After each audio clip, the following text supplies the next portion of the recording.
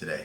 We got a very interesting book by none other than Manly P. Hall. And if you don't know Manly P. Hall, you're really selling yourself short. But this book, Healing the Divine Art, is one of my favorite books by him. And this book isn't like most of his other books. Most of his other books are more esoteric, more philosophical, more like into just like weird areas that you've never heard. And not that it's not interesting, but this might have the most practical application out of any of his other works. And for that reason, that's why I'm bringing it to you. And the basis of this book is that medicine and healing started in witch doctors and is now in what we know as modern medicine. And there's benefits to both, and the integration of both would really take everything in a holistic sense, and we would really not have any issues when it came to health if we looked at the spiritual aspect of things and if we looked at the physical aspect of things. And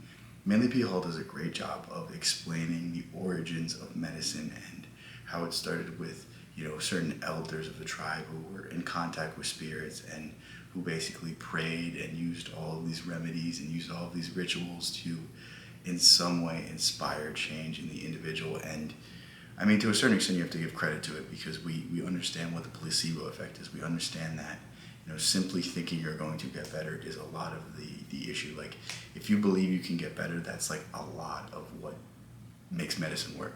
That's like a lot of what is shown in studies when people get sugar pills and they literally are cured miraculously. So like, there is something about how powerful the mind is, and he goes into more like modern people. I guess you could call it modern, but he goes into Hippocrates, whatever you want to say, and he explains that Hippocrates was basically not just a healer, but he was a spiritual healer as well. He combined both the physical elements of healing, in terms of all of these different things, and he also looked at the spirit as well. And he was really part of like a healing cult. He was really part of a healing shrine, and it was just interesting to see this progress from basically, nomads who were just praying to spirits to Heraclides to then he gets into, Paracelsus and some of the more doctors that were focused on alchemy and stuff like that. And he really ends it with talking about Native Americans and how there's a lot of Native American healers who have some tremendous abilities, and like there's a lot of stories of people going to Native Americans after having not, got the treatment they were looking for from a modern doctor, and inexplicably they're cured. So, I mean, overall, just an interesting book. And I don't think I've talked about Manly P. Hall enough. I don't think I've talked about his ideas, but he's really inspired me in a lot of ways. He's really inspired me a lot of, esoteric thinking and not really buying the narrative that I've been told. Like, I mean, most of what Manly P. Hall talks about is the allegorical and philosophical symbolism that exists in the modern world and why it exists and why it's significant and why basically all civilizations are the same, all people are the same, all religions are the same. And you may not agree with it, but at the very least it's interesting. And that's what I'm here to bring you guys. I'm here to bring you different ideas, different perspectives, and I want you to take what you like. I want you to take what you don't like. I want you to see the things as they are, judge them based off of your own, biases, your own opinions, and you know what?